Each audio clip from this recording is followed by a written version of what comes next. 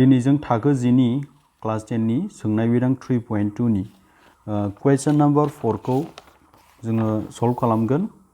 Question number 4 नि 1 खौ सिगांनि भिडिअआव नुनो मोनबाय नोंसोरो आरो नुवाखैब्ला बे भिडिअनि डिस्क्रिप्शननि गाहायाव लिंक होनाय दंखायो, बावहाय थांनानै नायहै। बेजों लोगोसे बे भिडिअखौ साबसिनै बुजिनो थाखाय आङो क्वेश्चन नम्बर बे 4 नि 1 आरो क्वेश्चन नम्बर 3 नि गासैखौबो क्वेश्चन नम्बर 2 नि गासैखौबो नायनो थाखाय बयखौबो खावलायबाय आरो क्वेश्चन नम्बर 1 खौबो नाय, होमबानो नोंसोर बांसिन मोजाङै बुजिगोन। जों दिनै क्वेश्चन नम्बर 4 नि 2 खौ नायनि। बिदिब्ला जोङो क्वेश्चन नम्बर 4 नि 2 आव दङ x minus y equal to 8 आरो 3x minus 3y equal to 16। जों बिनि मावफुंथायखौ बोरै दिहुनगोन? बेनि थाखाय आं गिबियावनो लिरग्रोनांगौ होनाय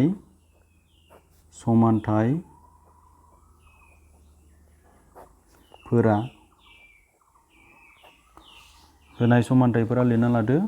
इंलिश मिडियामनि थाखाय लिर गिवन इक्वेशंस आर होननानै। जोंनि बर' मिडियामनि थाखाय होनाय समान्थायफोरा बेखौ लिर। होमबा होनाय समान्थायफोरा मा मा दं? x minus y equal to 8 दङ, नङा होमबा? आरो मोनसेया दङ 3x minus 3y equal to 16।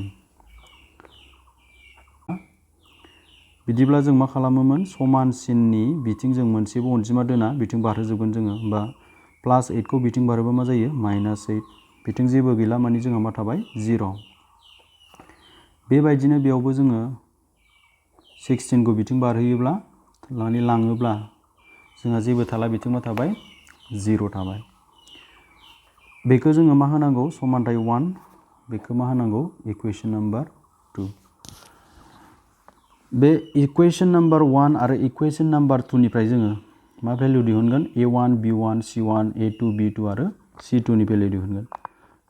a1 b1 आरो सोरनि भेल्युनो? c1। a1 b1 c1 आरो मा दिहुननांगौ? a2 b2 आरो मा दिहुननांगौ? c2। दानिया a1 b1 आरो c1 a2 b2 c2 खौ माखौ लानाय जायो? जों बेखौ एसे बुजिबावनि। बेनि थाखाय नैबाव नाय, मोनसे हांखोआरि समान्थाय जराखौ, मोनसे लिनियार इक्वेशन्सखौ जेब्लाबो नैबेबायदि महराव, बेबायदि महराव हमनानै लानाय जायो। माने जुदि जरानैब्ला जों बेबायदि हमगोन। बिदिब्ला आरो जुदि जोंहा जरासेब्ला वान पेयारबा जों बेबायदि हमगोन। गिबि एक्सजों थाफानायखौ जों a1 लिरगोन आरो नैथि एक्सजों थाफानायखौ जों मा लिरगोन? a2। बेबायदिनो फार्स्टआव वाइजों थाफानायखौ जों b1 लिरगोन, सेकेन्डआव थानाय वाइनि थाफादेरखौ b2 लिरगोन। फार्स्टनि c खौ c1 लिरगोन, सेकेन्डनि c खौ जों c2 लिरगोन। बेबायदिनो जुदि जेसेबां दङ जों बेबायदि लिरलांबाय थागोन। 3 बा 3। बिनि ओंथिया मा फोरमायदों? बिनि ओंथिया बेनो जे बियो गिबि थाफादेर एक्सनि, बे एक्सनि मा थाफादेर? नैथि थाफादेर, माने क'एफिशिएन्ट, सेकेन्ड क'एफिशिएन्ट। बे एक्सनि मा थाफादेर? थामथि थाफादेर, माने थार्ड क'एफिशिएन्ट। बेबायदिनो बेनो बेखौ फोरमायदों। जायखिजाया मोनसे हांखोआरि समान्थाया जोंहा बेबायदि महराव थायो, गोसोआव लाखि। Any linear equations exist in this form. अब्ला बावहाय समान्थाय 1 खौ जोङो, समान्थाय 1 नि एक्सनि थाफादेरखौ जों a1 लागोन, वाइनि थाफादेरखौ जों मा लागोन? b1 लागोन आरो गथा अनजिमा माने कनस्टेन्टखौ जोङो मा लागोन? c1 लागोन। बेबायदिनो नैथि समान्थायनिफ्राय जोङो एक्सनि भेल्युखौ एक्सनिजों थाफानाय क'एफिशिएन्ट माने थाफादेरा 3 दङ। बे जाबाय a2 जागोन, बियो मा जागोन? b2 जागोन, बियो मा जागोन? c2 जागोन। बिदिब्ला a1 आ मा जागोन? बयबो बुजिबाय जानांगौ। नाथाय नोंसोरो साननाङा जे बेवहायलाय एक्सजों रावबो गैया। बेवहाय दङ एक्सजों मा दङ? 1x दङ, बेखौ जोङो माल' लिरो? अनलि x लिरो। होमबा बेवहाय एक्सजों थाफानाया सोर? 1। बिदिब्ला वाइजोंबो जेबो गैया दासान। बावहाय माइनास y दंना, बावहाय मा दंदेरो साननानै ला? Minus 1y। होमबा b1 नि भेल्युआ जोंहा बेसेबां? माइनास 1। c1 आ बेसेबां? माइनास 8। c1 आ माइनास 8। बिदिब्ला बे मा जागोन? a2 आ 3, b2 आ मा जागोन? माइनास 3 जागोन, C2 आ मा जागोन -16 जागोन जों दानिया बेनिफ्राय मा दिहुननांगौ A1 by A2 नि value दिहुननांगौ now we have to find A1 divided by A2 बिदिब्ला A1 by A2 खौ बोरै दिहुनगोन A1 नि भेल्युखौ बज'बानो जाबाय A1 नि भेल्युआ बेसेबां 1 A2 नि भेल्युआ बेसेबां 3 जों A1 by A2 नि मान मोनबाय आरो बेबायदिनो मा दिहुनदोलाय B1 by B2 दिहुनदो होमबा B1 by B2 दिहुननोब्ला जोङो B1 by B2 नि मान नांगोन B1 by मानोना मा नांगोन जोंनो B2 नि मान नांगोन B1 by B2 B1 आ सोर बेसेबां -1 B2 आ बेसेबां -3 बिदिब्ला बेखौ जोङो माबा मोनसे खमसिनाव लांनो हागोन हाया जोंहा बेखौथ' लांनो हायामोन बे 1 आरो 3 बा बिदिब्ला बेवहाय मा खालामजागोन माइनासजों माइनास दानजागोन होमबा मा मोनगोन जोङो 1/3 मोनबाय दानिया मोनसे खोथा नोजोर खालाम A1 by A2 नि मानाबो 1/3 B1 by B2 नि मानाबो 1/3 मोननैबो समान मोनबाय नङा होमबा बिनि मानाबो समान जेब्ला जोंहा A1 by A2 equal to B1 by B2 जायो माने A1 by A2 equal to B1 by B2 जायो अब्ला जोंहा माखौ दिहुनदेरनांगौ C1 by C2 नि मानखौ दिहुनदेरनांगौ गोसोआव लाखिदे जेब्लानाखि A1 by A2 आरो B1 by B2 नि माना समान जायो अब्ला मानि भेल्युखौ दिहुननांगौनो C1 by C2 बिदिब्ला जों बेवहाय C1 by C2 निखौ दिहुननांसिगोन मानो होनोब्ला नाय A1 by A2 नि मानाबो 1/3 B1 by B2 नि मानाबो 1/3 माने समान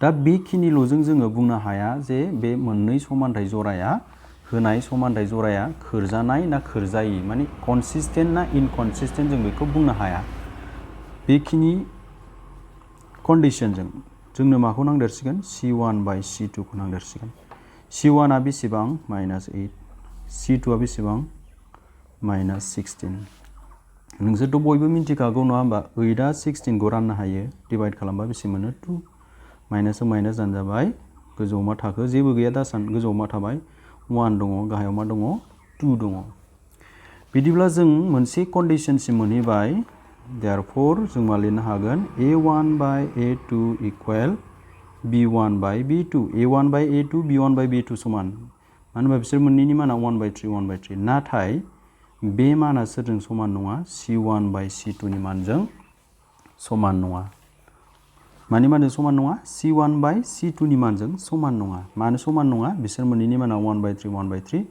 C1 by आरो C2 नि माना मा 1/2 बोरै समान जानो हानो बिसोर मोननैजों समान जाबाय नाथाय बिसोर मोननैजों समान जायासै माने C1 by C2 जों समान जायासै होननाय जादों बियो ओके स' जोंहा बियो मा कन्डिशनाव दङ जोंहा बियो मोनसे कन्डिशनाव दङ बिनि थाखाय जोंहा मोनथाम कन्डिशन थायो दै बे कन्डिशनखौ गोसोआव लाखि स' बिनि थाखाय जोंहा मोनथाम कन्डिशना नैबे जेब्ला A1 by A2 not equal B1 by B2 जायो अब्ला जोंहा मा जायो ग्रोब मोनसे मावफुंथाय थायोनो माने there is a unique solution जेब्ला A1 by A2 not equal B1 by B2 जायो माने जेब्ला नैबेबायदि जायो अब्ला जोंहा मोनसे एखुथा मावफुंथाय थायो there is a unique solution आरो मोनसेया जाहैबाय नैबेबायदिब्ला माने गासिबो समानब्ला जुदि A1 by A2 equal B1 by B2 equal C1 by C2 जायो अब्ला जोंहा मोनसे मा थायोनो जोबनो गैयै मावफुंथाय थायो there exist infinite number of solutions गोसोआव लाखि मोनथामबो समानब्ला जोंहा जोबनो गैयै गोबां मावफुंथाय थायो आरो मोनसे लास्ट कन्डिशना जाबाय नैबे A1 by A2 B1 by B2 not equal to C1 by C2 माने नैबेबायदि जायोब्ला जेब्ला जोंहा A1 by A2 नि माना B1 by B2 नि मानजों समान जागोन नाथाय माजों समान नङा C1 by C2 नि मानजों समान नङा अब्ला जोंहा मा जायोनो मोनसेबो मा थाया समानथाय जरानि मोनसेबो मा थाया मावफुंथाय थाया there exists no solution जोंहा जिहेतु A1 by A2 equal B1 by B2 not equal C1 by C2 जाबाय ओंखायनो जोंहा बावहाय जोंनो मा समानथाय जरा होदोंमोन नैबे समानथाय जरा होदोंमोन ना नै x-1 equal to 8 आरो 3x-3 equal to 16 जायखौ जों बानायनानै समानथाय 1 आरो समानथाय 2 होना लादोंमोन बे समानथाय जरानि जोंहा मा थाया मावफुंथाय थाया माने बे समानथाय जराया मा खोरजायि इनकनसिस्टेंट जेब्ला a1 by a2 equal b1 by b2 not equal c1 by c2 जायो माने नैबे कन्डिशना जायो जोंहा नैबे कन्डिशना दै a1 by a2 b1 by b2 not equal c1 by c2 जायो अब्ला जोंहा मा बियो मोनसे मा जायो बै समानथाय माने समानथाय 1 आरो समानथाय 2 आ मा जायो खोरजायि जायो दै बे कन्डिशनाव थायोब्ला अब्ला मा लिरगोन जोङो therefore बेखौ लास्टआव लिर दै therefore होनाय समानथाय जराया खोरजायि होनाय समानथाय जराया खोरजायि होनना लिरबानो जाबाय होनाय समानथाय जराया खोरजायि given linear equations are inconsistent होननानै लिरनानै लाबानो जाबाय given linear equations are inconsistent बिदिब्ला खोरजायिब्ला जोंहा मा खालामनाङा मावफुंथाय दिहुननाङा माने खोरजायिब्ला जोंहा मावफुंथाय दिहुननो हाखाया माने x आरो y नि मान दिहुननो हाखाया खोरजानायल'बासो दिहुननो हायो दै गोसोआव लाखि माबाला खोरजानायल'ब्लासो जों x आरो y नि मानखौ दिहुननो हायो खोरजायिब्ला जों मालाबाबो दिहुननो हाया खोरजानायब्ला जोंहा कनसिस्टेन्टब्ला ग्राफजों x आरो y नि मानखौ दिहुन होननानै बुंदोंमोन जिहेतु बहाय खोरजायि जाबाय ओंखायनो जोङो बहाय ग्राफ आखिनो गोनांथि गैला ग्राफ बानायनो गोनांथि गैला ग्राफ बानायनानै जों x आरो y नि मानखौ दिहुननो हाया जोंहा बेखिनियानो बेनि एन्सारा बेखिनिसिम लिरबानो बास जोंहा एन्सारा जोब्बाय